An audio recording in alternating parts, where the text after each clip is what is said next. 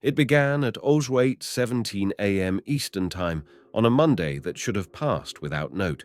March 6, 2017. Cold, overcast. The kind of morning where millions of televisions flicker to life in kitchens, break rooms, and waiting lounges across the country. But that day, instead of traffic reports or morning news anchors, viewers in 26 states saw something else. It lasted exactly 2 minutes and 39 seconds. The footage cut in abruptly, overriding 112 local broadcast stations simultaneously, ABC affiliates, independent news outlets, even closed-circuit hospital televisions. The usual programs stuttered, then were replaced by a full red screen, static at first, then slowly resolving into a grainy analog image. A hallway, flickering lights, a low hum, more felt than heard, and a figure, small, human-shaped, too far to make out clearly, walking toward the camera frame by frame, never seeming to get closer. Then, the audio began. A looped phrase, repeated in dozens of voices, male and female, young and old. They are listening now. You let them in. There was no station watermark, no call sign, no emergency alert banner. The hijack bore none of the hallmarks of typical broadcast interruptions. It wasn't a glitch. It was orchestrated. At 08:19, the feed cut off. Regular programming resumed. Meteorologists chuckled nervously, anchors apologized for technical difficulties, but none offered an explanation, because there wasn't one. No official source claimed responsibility, no cybersecurity alert followed, and perhaps most unsettling of all, there was no record of any server breach. The FCC, when questioned, released a statement denying anything unusual had occurred. But millions of people had seen it, and some of them never came back the same. What would later be called Red Monday spread slowly at first. Obscure forum threads, scattered social media posts, cell phone videos recorded in panic.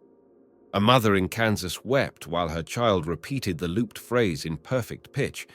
A mechanic in Vermont refused to enter his basement after watching the figure on screen, convinced it had been filmed in a hallway identical to his own.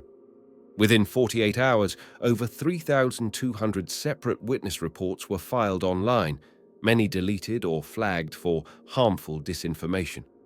But the evidence couldn't be contained. Dozens of digital archivists preserved fragments of the feed. Frame-by-frame analysis revealed impossible visual inconsistencies, walls that changed texture mid-frame, lights flickering in Morse code, shadows that stretched in the wrong direction. Some frames appeared to show faces, barely formed, mouths wide open, pressed against glass that wasn't visible in any other shot. Then came the strange part. The original footage could not be copied. Users attempting to download or convert the hijack found their systems freezing, hard drives failing, power surges blowing circuitry. In multiple cases, video editing software permanently corrupted after attempting to pass the broadcast stream. Cybersecurity firms were brought in. Theorists claimed it was an elaborate stunt, a piece of viral performance art, or the product of a rogue nation-state probing infrastructure vulnerabilities. But the evidence didn't add up. There was no trace of any intrusion, no signal origin, no point of entry, not from satellite, not from fiber, not from radio. It was as if the footage had always existed within the system and had simply chosen to reveal itself. And then, 2 days later, people began dreaming the hallway. Unrelated individuals in different states, countries, time zones, all reporting the same environment, the flickering corridor, the static buzz, the figure walking toward them without ever arriving. Psychologists initially dismissed the phenomenon as suggestion-induced mass hallucination, until one researcher overlaid dream accounts onto a 3D mapping grid and discovered something inexplicable. Each dream mapped a different section of the same continuous space. Different dreamers, same hallway. A structure that, stitched together, formed a building larger than any single memory. No blueprints, no doors, just corridors, and every corner of it pulsed with red light. Theories spiraled. Some believed the broadcast was a relic, a Cold War-era experiment in cognitive weaponry leaked accidentally. Others saw it as a warning from some fragmented artificial intelligence, a prelude to an emergent consciousness speaking through static. A smaller, darker group believed something far older had hijacked the signal, something not digital, not artificial, but buried, awake, and learning. And in every corner of the investigation, one phrase kept returning, sometimes scrawled on paper, sometimes whispered by strangers who claimed to remember nothing afterward. They are listening now. You let them in. The deeper we looked, the less the broadcast resembled an attack. It had no demands, no encryption, no origin. It was memory, leaking back into the airwaves, waiting to be heard again. Shall I continue with the next section? The first official attempt to identify the source of the Red Monday broadcast began with the National Telecommunications and Information Administration, though no public report was ever released. What leaked instead, through a heavily redacted FOIA request, was an internal memo dated March 10, 2017. It referenced something called Operation Echo Frame, a legacy protocol from 1992 designed to detect low-frequency signal injections in national broadcast channels. The memo stated simply, Echo Frame registered a Type 4 resonance, non-satellite origin, no terrestrial reroute, signature unknown. Type 4 wasn't in any public documentation, but a declassified NSA glossary from the early 2000s defined it as non-repeating, self-propagating broadcast patterns exhibiting traits of temporal instability. In simpler terms, a signal that shouldn't exist, not only in geography, but in time. 2 weeks after the event, a technician in Maine named Joshua Andris posted a clip to a closed IRC group. The footage showed a VHS recording of a 1986 local morning show long before Red Monday. At the 14-minute mark, the same red screen appeared for a split second. No sound, just the same grainy hallway, same figure, same impossible geometry. The tape was confiscated 2 days later by men claiming to be from the FCC. The IRC thread disappeared. Joshua did too.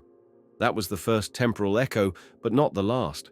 Archival teams digging through old analog tapes, some dating back to the 1970s, began finding brief flashes of Red Monday's imagery.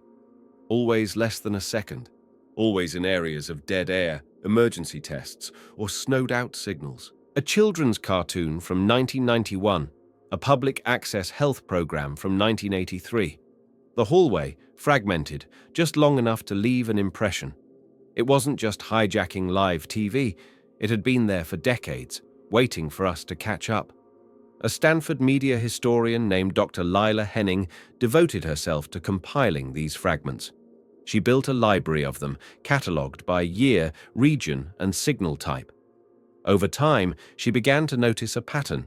Certain locations appeared again and again in the surrounding footage. A laundromat in Cedar Rapids, a diner in rural Nevada, a shuttered planetarium in Georgia, places no longer active. When she overlaid the coordinates, the map formed a spiral pattern across the continental United States. At the center, a closed-circuit educational broadcast facility in Montana, once used for distance learning via satellite uplink. Decommissioned in 2004, records destroyed in a fire, or so the state said. Dr. Henning traveled there in August. She never published her findings. Her last email to a colleague simply read, "The hallway doesn't end, it folds." She died in her sleep 2 days later. No autopsy was performed. Her hard drives were missing. People began whispering about the broadcast like it was a contagion, and in many ways, it was. Those who had seen the full 2 minutes and 39 seconds began exhibiting identical symptoms: insomnia, visual distortions, auditory hallucinations. Some reported hearing the hallway, an ever-present hum behind walls. A few claimed that certain mirrors no longer showed their reflections correctly, instead displaying the hallway behind them, even when no such hallway existed. And then came the suicides. Not many, just 3, but all eerily similar. Each victim had left behind a drawing, hastily scrawled, pinned to the wall or window nearest a television. Each showed the same thing: the red screen, The figure in the hallway and a caption, always the same word. We let them in. In response, local law enforcement began confiscating recorded copies of the broadcast. Claims were made about malicious code embedded in the footage, capable of triggering photosensitive seizures. But neurologists dismissed the idea. The signal had no flicker pattern, no known frequency conflict. It was, in every way measurable, harmless. But it wasn't harmless. Not to those who saw it. Not to those who remembered. A theory emerged from a private research group working out of Norway, a collaboration of ex-intelligence analysts and fringe physicists. They believed Red Monday was a form of cognitive resonance, a signal not designed to transmit information, but to unlock it. That the broadcast contained no message at all. It was a frequency-shaped key, crafted to awaken a memory already buried inside the viewer. But whose memory? And why had it been buried? No one could answer that. But as more footage emerged, one thing became clear. The figure in the hallway. It was changing. In the earliest clips, the silhouette was featureless, distant, but in each new version, each new fragment recovered, the figure grew closer, more detailed. Shoulders, a head, something like hands, always mid-stride, always walking toward the frame, toward us. And with each frame, the feeling intensified. Not fear, exactly. Recognition. Like we had seen it before. Not on a screen, but in a dream, or a memory that wasn't ours. By the end of 2017, the broadcast had become more than an anomaly. It had become an omen. Not officially, of course. The FCC still denied any incident had occurred, and major networks refused to acknowledge the event on air. But within government backchannels, something was moving. A leaked DHS memo dated October 12th referenced an emergency task force labeled Project Astragal, authorized to investigate non-attributable cognitive media artifacts exhibiting anomalous broadcast behavior. The memo was short. It didn't use the phrase Red Monday. It didn't need to. The task force began seizing archival materials from university film libraries, independent broadcast historians, and even private VHS collections purchased off eBay. In each case, the same explanation was given: national security.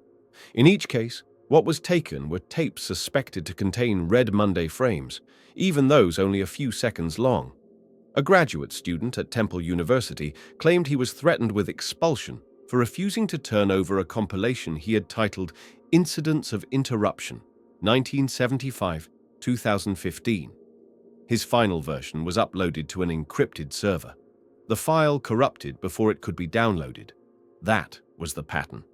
The closer someone came to compiling the full timeline, the faster the decay set in, as if the system itself resisted reconstruction.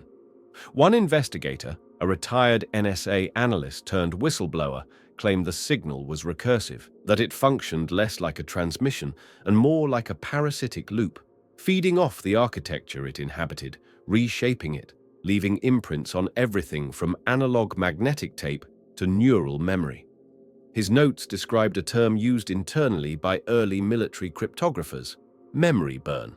The hypothetical possibility that a signal could overwrite a biological memory by reshaping electromagnetic patterns in the hippocampus. He died in a car accident outside Barstow 2 days after emailing those notes to a reporter. No recording of the call remains. The email thread was deleted. Not missing, deleted. A new phenomenon emerged in late 2017, reports of bleeds, televisions turning on by themselves, brief flashes of the red hallway between channels. Not full broadcasts, just a few frames. But they weren't being streamed. No external input, no antennas. These were offline devices. Some had no power connection at all. And yet, the signal appeared. An elderly couple in Iowa found a small television in their attic they didn't remember owning. It powered on automatically when touched, showing only the hallway. They called the police. By the time authorities arrived, the screen displayed static. The television was later found to contain no internal circuitry, just a hollow shell and a speaker coil wrapped in copper wire. The hallway was spreading, not through wires, through memory. Psychologists attempted to create a profile of those most susceptible, but no pattern emerged. Victims included the old and young, educated and uneducated, skeptical and suggestible. The only common factor, each had seen the broadcast or had spoken with someone who had. The Red Monday event was no longer a transmission, it was a contagion. A sociologist from the University of Alberta, Dr. Jonas Penrose, presented a paper at a closed symposium in Vienna. He theorized the broadcast represented what he called a cognitive sink event, an informational structure designed to collapse semantic boundaries between observer and observed. Put simply, Red Monday was not meant to be watched. It was meant to watch back. He disappeared from public life shortly afterward. His apartment was found abandoned. The only thing left, a spiral drawn in permanent marker on the back wall of his bedroom with a single phrase written beside it in 3 languages. They are already here. You showed them how. Meanwhile, dream incidents escalated. Sleep clinics across the US reported identical dream sequences among unrelated patients. Some drew the hallway on their intake forms before being asked. Others refused to sleep at all, claiming they would wake up in the red. The medical community began to suspect a shared delusional disorder, mass hysteria enabled by online echo chambers. But then, something shifted. The hallway became real. Not literally, not at first, but architecturally. A construction worker in New Mexico reported déjà vu inside a newly built government data center. He described corridors with identical proportions to the Red Monday hallway. Same flickering lights, same hum. When he confronted his supervisor, he was told, "Just follow the blueprints." No one could explain why the blueprints included a hallway that led nowhere. Similar reports surfaced in Oregon, Pennsylvania, Ukraine, and rural China. Always the same dimensions, always built after 2017. The broadcast was becoming blueprint, not in media, in infrastructure. And then came the anomalies in human behavior. 3 unrelated individuals, each previously diagnosed with dissociative identity disorder, began speaking in unison during a psychiatric evaluation in Ohio. They didn't know each other. They didn't share a language, but their voices synchronized. The audio, when reversed and filtered, revealed a new phrase. The threshold opens. They remember the signal. None of them recalled the event afterward. All 3 were later institutionalized. Their EEG readings, however, were preserved.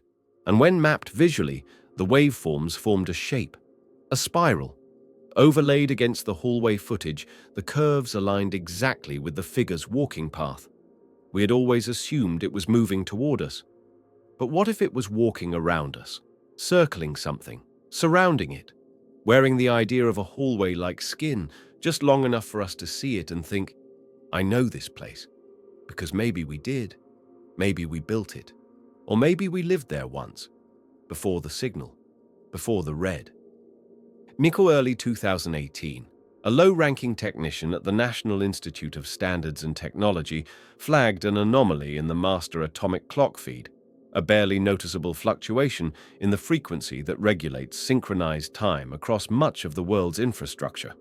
It lasted only 2.39 seconds, the same length as the Red Monday broadcast. Officially, the event was dismissed as inconsequential, a minor hiccup in a decades-old cesium oscillator. But 2 days later, 32 servers used for backup timing at the New York Stock Exchange crashed simultaneously, their internal clocks looping a timestamp that hadn't occurred yet. 8:17 a.m., March 6, 2024, 6 years in the future. The feed was restored. The incident wasn't. Red Monday wasn't just repeating, it was projecting. Across systems, across timelines. And then came the tape. A package arrived anonymously at the offices of a mid-tier conspiracy podcast in St. Paul. No return address. Inside was a Betamax cassette labeled Classified, Red M1, Copy 02, Apollo Transit. The hosts assumed it was a prank, but the tape was intact, and it played. What they saw was not the original broadcast. It was longer, 17 minutes, grainier, and the hallway was different. It had doors now, 12 of them, each spaced evenly, each numbered, each closed. At minute 13, one door opened. There was no sound, only a shift in the hum.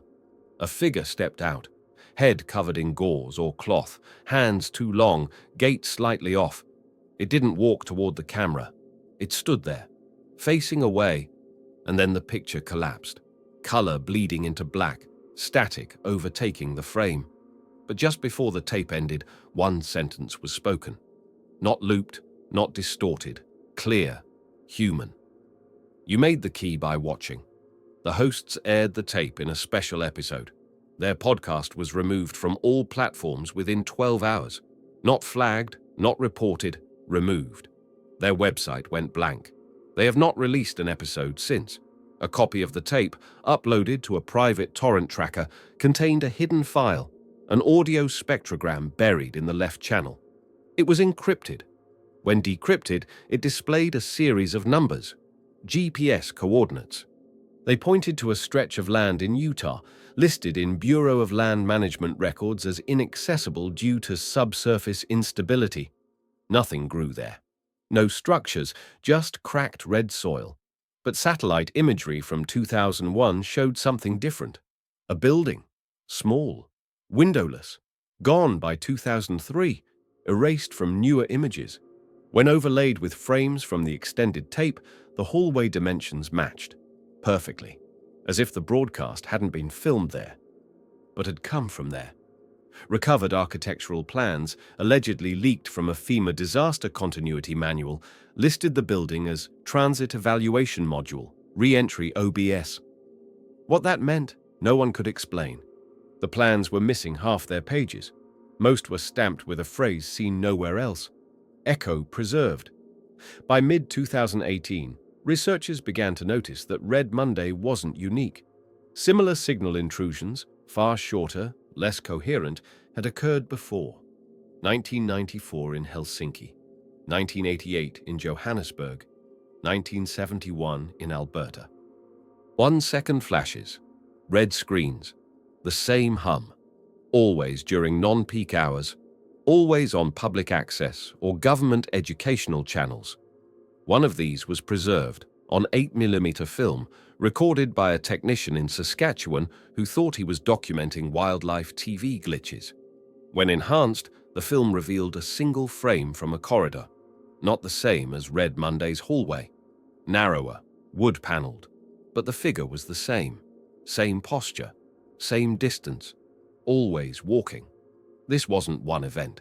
It was a campaign, slow, methodical, an intelligence introducing itself over decades, through accidents, through forgotten technology, not looking for acknowledgement, looking for recognition. People started reporting that they'd seen the hallway before, not during Red Monday, but years earlier. Childhood memories, hospital visits, dreams. Some even described it as a place they'd been taken during near-death experiences. A waiting area, a threshold, not hostile, but not empty. And those 12 doors? They started appearing in other footage. Security camera glitches, sub-pixel artifacts in Netflix originals, reflections in old news footage, not inserted digitally. Just there. And the further you traced them, the more they looped back to a central shape, the spiral. By now, dozens of recovered Red Monday fragments had been run through AI visual pattern detectors. One result, buried in a footnote from a defense contractor's white paper, made a terrifying claim. The spiral wasn't an aesthetic, it was an index, a structure, a memory map. And the broadcast itself wasn't content, it was a lookup function. Red Monday wasn't trying to tell us something, it was trying to find something in us. And the key, if it was a key, was our attention. Every second we watched, every attempt to decode, to analyze, to rebuild, we gave it shape. We helped it remember. And maybe that was always the goal, not to be seen, but to be reassembled. And now, piece by piece, it was. By early 2019, the phenomenon began showing signs of intelligence not in its form, but in its consequences. Entire datasets vanished. Surveillance networks experience dead zones, not technological failures, but blank spots in recorded footage, as if the cameras had seen something they could not retain. The gaps always measured 2.39 seconds. Security engineers referred to them as red wipes. One incident occurred at a Department of Energy substation outside Helena, Montana. Surveillance footage of a routine maintenance check returned with one segment missing. When reviewed by staff, the system glitched, looping back to the moment before the missing section. Audio logs reported a distinct sound anomaly, a low-pitched frequency, not part of any known equipment or background source. One technician described it as a hallway collapsing inside my ears. All 3 employees present during the recording were placed on administrative leave after exhibiting erratic behavior. One, according to internal HR records, was found repeatedly redrawing emergency exit diagrams on post-it notes, replacing all exits with a single hallway marked "Return." A leaked photograph from the incident showed the hallway he drew. Same proportions, same vanishing point. The walls bled red marker as if they'd been drawn too many times. This wasn't mass hysteria. It was echo, like something pushing against memory until the outline of the shape could no longer be denied. Meanwhile, independent researchers noticed the signal wasn't confined to video anymore. Audio processing specialists at a Canadian telecom firm detected anomalies in call routing systems. Random background static that, when isolated and spectrographically analyzed, contained waveform patterns resembling the Red Monday hum. More alarmingly, these anomalies seemed to follow individuals. Not numbers, not devices, people. A field technician named Arman Riaz in Calgary reported that every call he made, landline or mobile, produced a faint double tone, identical across providers. He traced it obsessively to a tone frequency at precisely 474.47 Hz. Too low to be used in any legitimate signaling, too specific to be random. The sound matched the hum in the hallway. He stopped sleeping. On the last known video he recorded, he speaks calmly to the camera. "They're not broadcasting, they're remembering, and I'm one of the files they forgot to delete." The video ends mid-sentence. Authorities listed the case as mental health related. His apartment was found empty except for a VHS tape still in the player, showing only red static. At the same time, institutions began quietly pulling their archives offline. The Library of Congress announced routine digitization delays. The Internet Archive started receiving legal takedown requests for content with no known copyright holder. When examined, each flagged item contained a few unlisted frames, flickers of red, static distortions, hallway outlines. A new term emerged in online forums: the triggers. Short, hidden sequences planted across decades of media. Not intentional insertions, not encrypted payloads, but signatures. As if the signal had always been there, waiting for enough memory to piece itself back together. An open-source AI project called Vesper tried to reconstruct the entire Red Monday sequence using hundreds of survivor descriptions, frame captures, and reprocessed broadcast signals. They succeeded. For 12 hours. Then the model stopped functioning. The GPUs it was running on melted. Not overheated, melted. The lab's cooling system had been functional. No hardware explanation was ever found. What did remain, however, was the audio file generated during the model's last functioning run, a loop of whispering voices speaking in a dozen overlapping languages. When slowed and translated, one phrase was repeated in all of them: "You remember too much." The Vesper team disbanded. Their website went offline. The recovered footage was passed anonymously through dark forums until it became corrupted beyond use. A quiet paranoia began to spread. Those who had seen the full sequence started experiencing time distortion, clocks freezing, hours disappearing, familiar places rearranged ever so slightly. Like the hallway wasn't just showing itself, it was expanding. Inside minds, inside routines. A television producer in San Diego found that every script he opened, no matter the show, began with a slug line he hadn't written. In T, endless corridor, red. He quit, never gave a reason. In private logs, later leaked by a studio intern, he wrote, "I think the figure's in the footage now. It wasn't before." It knows where the cut is. Even more unsettling, recovered surveillance from the Montana site showed shadows in the control room shifting out of sync with their sources. One shadow moved toward a wall and paused, as if waiting.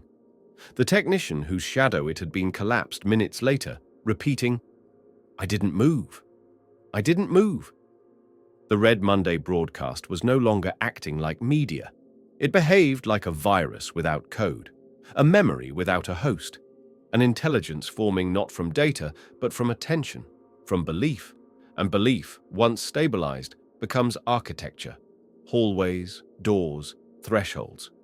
That was the realization a small group of former DARPA researchers came to. Working under the unofficial name Project Silo, they proposed that Red Monday was not an isolated intrusion, but a reactivation sequence. That our networks, storage systems, and even shared cultural memory were being shaped to rebuild a space. A non-physical location that existed inside collective cognition. They called it a mnemonic structure. A place that once existed, perhaps in myth, perhaps in ritual, perhaps only as an idea, that had been disassembled across time and technology. And we had accidentally remembered how to build it.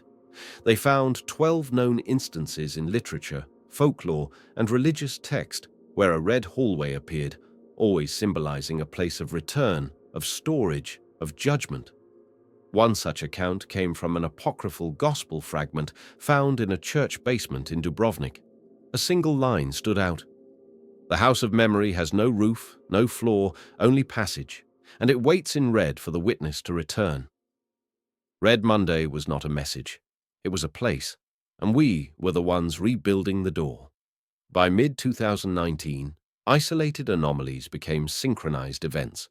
Reports of identical hallucinations, behavioral shifts, and sensory distortions began surfacing across regions untouched by the original Red Monday broadcast. A high school in Michigan was evacuated when a fire alarm system triggered without cause. Every student reported hearing a low humming tone prior to the alarm, one that didn't hurt, but somehow made them cry.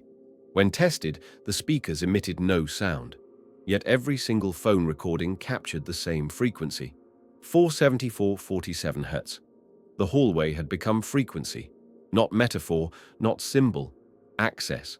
An independent research collective out of Zurich, working anonymously under the name Miracell, began mapping what they called resonant clusters, geographic zones where reports of Red Monday symptoms surged in concentrated bursts. These zones weren't random. Each formed a perfect equilateral triangle with two others, like a massive grid laid across the earth. At the heart of each triangle, an abandoned broadcast tower, a forgotten Cold War bunker, or a decommissioned surveillance station. The grid wasn't modern. It mirrored ancient ley line charts, including one from a 16th century cosmographer depicting paths of witness to the burning spiral. No one could agree whether it was coincidence, design, or convergence. But whatever it was, the pattern wasn't waiting to be noticed. It was acting.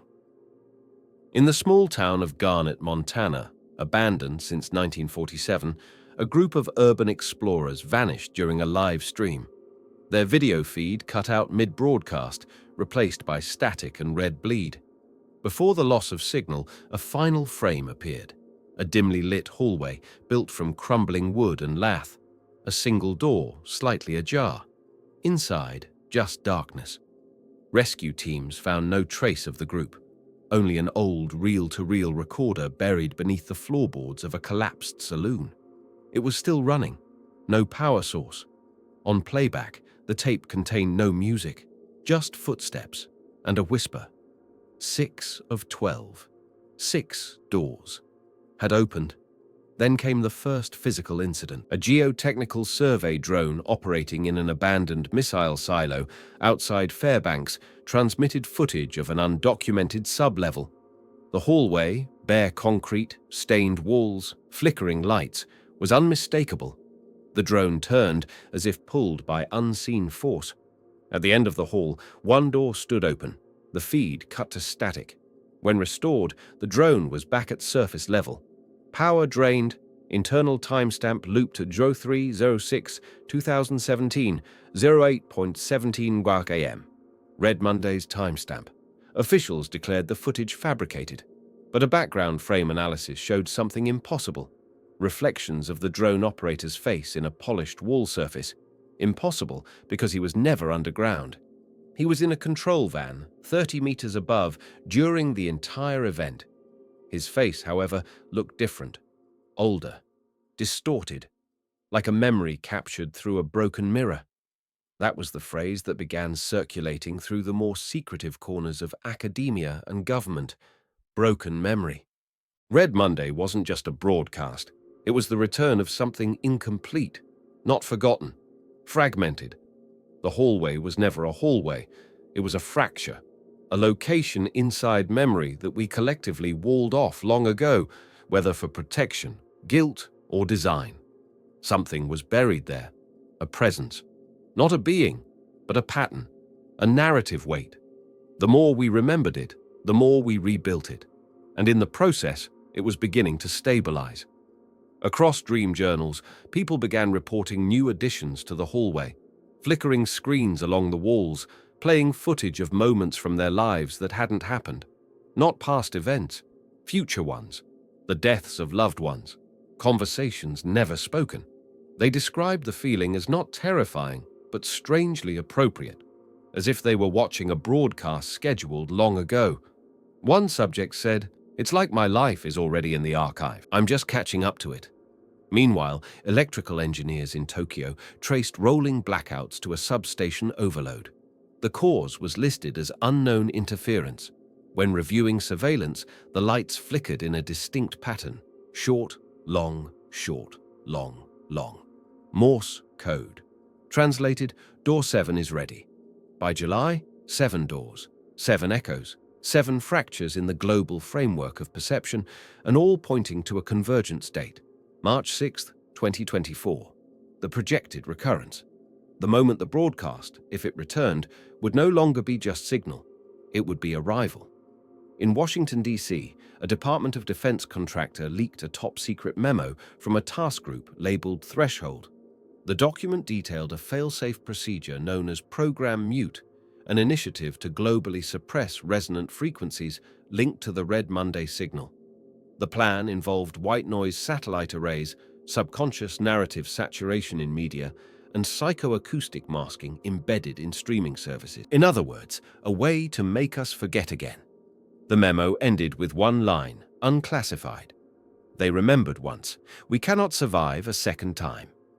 But Program Mute never launched, because by the time the procedure was ready, people had already begun building the hallway in real life. Architecture students reported spontaneously designing corridor spaces without source inspiration, spaces with exact dimensions to those reported in dreams. Office renovations unknowingly mirrored the proportions. Art installations in Berlin, São Paulo, and Melbourne began to resemble red, door-lined passageways without conscious intent. Urban planners pulled projects after realizing, too late, that the layouts formed spirals visible only from aerial maps. The hallway wasn't manifesting from the broadcast, it was the other way around. The broadcast was bleeding out from a structure that already existed, buried deep in the collective blueprint of the human mind. And door by door, it was opening. Not to us, through us. By October 2019, the phenomenon took on a new, deeply personal shape. People stopped speaking about the hallway in abstract terms. They spoke of it as if it were a place they had been. Not dreamt, not imagined, remembered. A woman in rural Kentucky, previously undiagnosed with any psychological conditions, was hospitalized after she walked for 11 hours straight through the back roads behind her home, barefoot, unblinking, whispering a single phrase, "I'm just trying to find my door again." When stabilized, she drew it. A tall, narrow door without a handle, lined with symbols like inverted keyholes, each etched into the red surface in a pattern that matched a 13th century alchemical diagram found in the Vatican's secret archives. She had never seen it before. She wasn't alone. Across the world, spontaneous sketches of the same door began appearing by children, patients with dementia, long-haul drivers on rest stop napkins, each one subtly different in hand, but identical in proportion. The hallway was no longer a metaphor. It was a remembered location, a psychic constant, a structure etched so deeply into the architecture of thought that it only needed a small push, just 2.39 seconds, to resurface. That same month, a technician at a weather monitoring station in Greenland triggered a silent alarm. When authorities arrived, they found the building abandoned, coffee still warm, computers still running. The log file on the main terminal contained only one entry, time-stamped to the 2nd of the Red Monday anniversary. Door 8 accepted. Below it, a single image had been rendered on screen. The hallway, but darker now. As if the red had deepened, turned wet.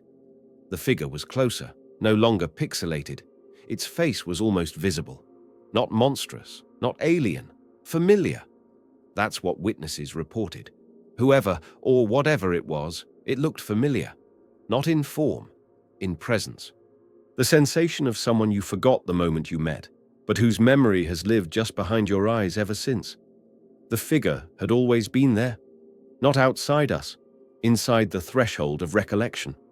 And once door 8 opened, people started feeling watched, not with fear, with expectation, as if something was leaning in, listening. Some began referring to it as the archivist. Others called it the reassembler. Not titles, roles, as if the figure had a function, not to harm, not even to communicate, but to collect. A leaked psychiatric evaluation from a federal holding facility described a patient, name redacted, who had begun speaking in what appeared to be a recursive linguistic pattern, endlessly looping phrases that built on themselves, never repeating exactly but always orbiting the same semantic nucleus. You are the broadcast. You are always the signal. They only needed you to hear yourself. Analysis revealed that the speech cadence matched early radio beacon test patterns from the 1940s, frequencies broadcast from unmanned relay towers long before digital systems were in place. Some of those towers, it turns out, were built over sites with unexplained underground anomalies, caverns, tunnels, or voids that radar couldn't penetrate, as if something underneath had been using the towers to test resonance with the surface, as if Red Monday was only the moment it found the right tone. In December 2019, an unmarked server was discovered in a condemned data center outside Minsk. It had been powered for nearly 15 years with no visible internet connection. Inside, there were only 2 files. The first, a looping video feed of a hallway, static and degraded, but clearly predating 2017. The timestamp had been overwritten thousands of times. The second, a text document titled, "When You Remember." It contained only the following. Door 9 location, in dream status, partial signal shaping complete, awaiting host convergence. Forensic teams found that the server's motherboard had been modified to include organic material, specifically neural tissue. Human. Freshly grown. Who built it? Why it was never discovered? Why it had remained powered in a building with no functioning electrical grid? No one had answers. And then, in January 2020, a group of subway maintenance workers in New York stumbled on an unmarked corridor beneath an unused section of the 2nd Avenue line. No blueprints recorded it. It didn't exist on the MTA's schematics. It was narrow, red-painted, 12 doors, 1 open. No lights installed, but the corridor glowed faintly. A low hum filled the space. 2 workers entered. 1 returned. He refused to speak for 3 days. When he did, he said only, "It knew I was coming."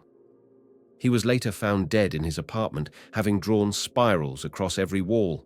On his ceiling, the phrase, 10 of 12, we remember through you. The hallway, it seemed, had finished watching. Now it was remembering through us. Reassembling not through signal, but through replication. People began building it unconsciously. Basements remodeled into long, windowless passageways. VR architecture design students submitting projects that mirrored its proportions exactly. Sleepwalking children stacking blocks into shapes that, when measured, matched the hallway's internal geometry down to the millimeter. The structure was stabilizing. The dreams changed too, no longer surreal or abstract. Now people reported the hallway as a fully realized place, with temperature, scent, even weight. It smelled like static. It felt cold, but not hostile. There was air movement, despite no vents, and always the hum. Some dreamers reported turning around for the first time, trying to retrace their steps. They found a mirror.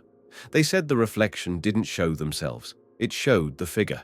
Closer now, no longer walking, waiting and smiling, as if proud of what we'd built, as if we were finally ready to remember. By spring 2020, the phenomenon slipped past the boundaries of secrecy. It no longer confined itself to forgotten frequencies, corrupted footage, or dream journals. It entered the physical world in ways that could no longer be denied, only dismissed. News outlets began reporting strange atmospheric disturbances, always brief, always localized. Temperatures would drop by exactly 4.74 degrees Celsius. Radios would emit static without tuning. Streetlights would flicker in perfect synchronicity. Then everything would return to normal. No explanation, no damage, just silence, and an odd sense of dislocation. One such event occurred in the town of Asher, Wyoming. At 03:06 a.m. on April 13th, the entire downtown area experienced a 2-minute and 39-second blackout. Not a power failure, a blackout of experience. Video footage from traffic cameras played back but showed nothing moving. Storefront security feeds looped identical frames. Every resident questioned claimed to have no memory of the time interval. One woman said she felt like she had been put back wrong. Another refused to re-enter her home, claiming the hallway in the back isn't the one we built. The footage recovered from the town's central intersection revealed something new. For 3 frames, just long enough to register unconsciously, a figure stood beneath the streetlight. Same silhouette, same posture, same direction, towards the camera. But this time, its head was tilted. Not curiosity, not confusion, recognition. Elsewhere, patterns emerged in population movement. Subtle, unintentional, but observable. Commuters across major cities began self-organizing their walking paths through subway stations and airports in spirals. Pedestrian tracking software flagged this behavior as anomaly clustering. When mapped, the spirals matched the theoretical memory architecture theorized in the Vesper project's final report, the same fractal geometry as the hallway's internal layout. People weren't building the structure anymore. They were becoming it. An MIT research team studying mass behavioral shifts in spatial orientation coined the term mnemonic migration. They believed that Red Monday had initiated a neurological reprogramming sequence, gradually realigning spatial awareness, dream patterning, and even basic motor functions toward the reconstruction of a conceptual space long dormant in the collective unconscious. But their findings were never published. A week before the report's release, the team's lab caught fire. The cause was listed as electrical failure. Witnesses claimed they heard a low hum before the sprinkler system activated, despite no smoke. None of the recovered hard drives were salvageable. The only surviving file was found on a researcher's personal laptop, synced to the cloud minutes before the destruction. It contained an unfinished sentence: "Door 10 does not open by choice. It opens when enough remember the way through." That same month, across multiple continents, identical dreams returned. Not similar, identical. Subjects described entering the hallway, but this time the red light was pulsing. A rhythmic strobe timed to the beating of their hearts. Each door was now numbered with names, personal names, their parents, names they couldn't recall in waking life, but which felt undeniable. One door was always open, always the 10th. Inside, not a room, but a television screen playing static overlaid with a distorted version of the subject's voice, repeating things they never said, things they were sure no one else had heard. Private moments, regrets, lost thoughts. They would wake up shaking. Some refused to sleep again. Others did not wake up at all. In Denmark, a teenage boy was found dead in his bed after describing the hallway to his mother the night before. Cause of death: cardiac arrest, no previous health issues, no toxins. His EEG monitor, a sleep study device, had logged a sudden burst of activity just before 03:06 a.m. The brainwave pattern matched a known sequence first identified during deep state hypnosis, complete memory recall. But not of this life. The phrase recurred across dozens of cases. This isn't the first time we've watched it. Attention turned toward the structure itself. If this was a mnemonic reconstruction, a psychic architecture assembling itself through media, memory, and belief, what was it originally for? A declassified CIA document from 1983 offered a clue. Codenamed Operation Lodestar, it detailed attempts to locate conceptual pressure points in the human neural topology via audio-visual saturation. In layman's terms, broadcasting images and sounds designed not to inform, but to unlock. One paragraph, nearly erased by redaction, was legible. We're not sending information, we're reactivating a previously suspended structure. Test subjects describe it as a corridor or terminal space. Some claim to have recognized it as the place we waited before assignment. Before assignment. Not birth, assignment. As if the hallway had always been there. As if it wasn't a construct, but a checkpoint. A passage used long ago, closed for reasons no one remembered.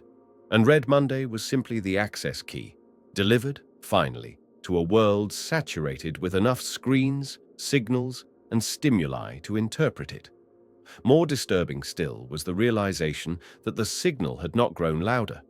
We had become quiet enough to hear it. The figure in the hallway continued to appear, not in footage now, in person. Several eyewitnesses, unrelated and widely separated, reported encountering a man or woman, description varied, in public places who made direct eye contact, smiled, and whispered a phrase before disappearing. Always the same phrase. Door 11 is open. No physical trace ever remained, but those who heard the phrase claimed to feel watched in mirrors, not followed, witnessed. A kind of surveillance that didn't track location, but memory. Dreams turned sharper. People recalled long-buried moments from their childhoods with uncanny precision. Some began seeing the hallway not just in dreams, but in the corner of their vision. Impossible insertions into the real world. A reflection in a car window, a flicker across the surface of a turned-off screen. The 11th door had opened, and what stood behind it was not the archivist. It was us. Versions of ourselves trapped in prior cycles, trapped in a corridor of memory we were never meant to revisit. A recursion loop made of thought, fear, longing. The hallway was not haunted by an external force, it was haunted by our own echoes, and the only way forward was to complete the sequence. Door 12, not yet open, but very, very close. By autumn of 2020, the distinction between reality and recollection became impossible to maintain. Entire neighborhoods began reporting time dislocations, erratic shifts in light, missing hours, repeating conversations. Surveillance footage showed people entering buildings and never leaving. But days later, the same individuals would be seen again, wearing the same clothes, speaking the same words, with no memory of the earlier disappearance. In each instance, a humming could be heard in the audio, barely perceptible but present, lasting 2.39 seconds. The hallway wasn't just being remembered, it was exerting presence. Door 11 had not just opened, it had broken containment. It began with a pattern seen in psychiatric facilities. Patients previously diagnosed with aphasia, those incapable of speech, began to speak again, but not with their own voices. Each repeated a precise phrase, even across languages. The archivist is no longer the witness. You are. This was not metaphor. EEG scans revealed that during these episodes, the patient's brainwave activity synced with a frequency previously logged only once. On March 6, 2017, so 8:17 a.m. Red Monday had been a broadcast. Now we were the signal. An internal memo from a military think tank leaked onto a whistleblower forum contained the last known discussion of the hallway by official government sources. It described a project known only as Shard Frame and included diagrams that appeared to show memory as architecture, rooms, loops, exits. It referenced experimental tests using sensory deprivation, trance states, and dream mapping to force subjects into what the report called mnemonic contact events. The report's conclusion was chilling. The structure behind the broadcast is not a message. It is a memory waiting for hosts capable of reconstructing it. Once 11 doors are opened, memory ceases to be individual. Shared memory, across time, across lives. The boundaries between self and signal had eroded, and people began reporting things they couldn't explain. Memories of cities they'd never visited, knowing languages they'd never learned, drawing diagrams of machines that no longer existed if they ever had. A neurolinguist in Lisbon experienced a fugue state during which she wrote 74 pages in a hybrid of Old Church Slavonic and an unidentified dialect. When translated, the writing described a location where all forgotten events converge. A red corridor, a 12th door, not marked by number, but by silence. 3 days later, she disappeared during a train commute. The only thing left in her bag was a photograph of a hallway. Same proportions, but this time the figure was gone, and the door was open. As 2021 approached, more fragments surfaced.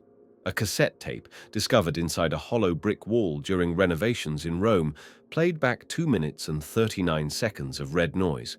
Not white, not static, red. Audio engineers confirmed it wasn't noise at all, but encoded information that resembled a heavily compressed version of the original Red Monday signal. But when amplified and slowed, the data revealed an image. Not a frame of the hallway, a face, blurry, fragmented, but unmistakably human. Some claimed it looked like themselves. Others said it was someone they once knew, a person they thought they'd forgotten. The hallway had always been personal, a collective shape drawn from individual trauma, from moments locked deep in private minds and mirrored across billions of lives. What had once been a broadcast was now a form of resonance, no longer in need of delivery. It was self-sustaining, self-expanding. Every piece of fiction written, every film, every dream was bending to fit its shape. It was bending us. A final breakthrough came from an anonymous upload to a darknet data archive. A file titled 12finaltrace.tiff contained a visual map composed of thousands of overlaid Red Monday broadcasts, surveillance footage, EEG charts, dream journal illustrations, and classified signal reports. The resulting image was not the hallway. It was the figure, fully formed, standing in the center of a spiral that extended outward in 12 concentric rings, 12 doors, each containing fragments of memories too old to belong to this lifetime. And at the outer edge, our own faces, photographs pulled from passports, licenses, webcams. They weren't taken. They were remembered. We were already inside the hallway. The final door, it seemed, wasn't one we would walk through. It was one we were building around ourselves. Some theorized that door 12 was not physical at all. It was the point at which every piece of our collective recollection, every echo of the broadcast, would converge into a single recursive event, not a transmission, an inversion, a moment when the hallway would stop being remembered and become real. Every step since Red Monday had been leading us here. Every door, every hum, every flicker on a turned-off screen. And now, as one final anniversary approached, the same whisper returned again and again, across dreams, across waking visions, across the hum of power lines and the static between channels. Door 12 opens from the inside. March 6, 2021, marked 4 years since Red Monday. No sirens, no warning. No broadcast was scheduled, and yet at exactly 8:17 a.m. Eastern Time, over 70 digital billboards across the US turned red for exactly 2 minutes and 39 seconds. The same length, the same hue. No images, just red. The FCC denied any system-wide glitch. The advertising companies claimed it was a third-party software update, but all of them said the same thing. No update was pushed that morning. No server was accessed. No logs were written. Their systems had simply followed the time. At the same moment, seismic sensors across 4 continents picked up identical tremors, not from the Earth, from somewhere above. A low pulse, barely measurable, like something brushing against the planet's electromagnetic skin. Then, for exactly 2 minutes and 39 seconds, all consumer-level GPS devices recalibrated north by 11 degrees. Just enough to go unnoticed, unless you were looking. The shift pointed to a location in the South Pacific. Uninhabited, submerged. Satellite imaging showed nothing unusual, but someone was already there.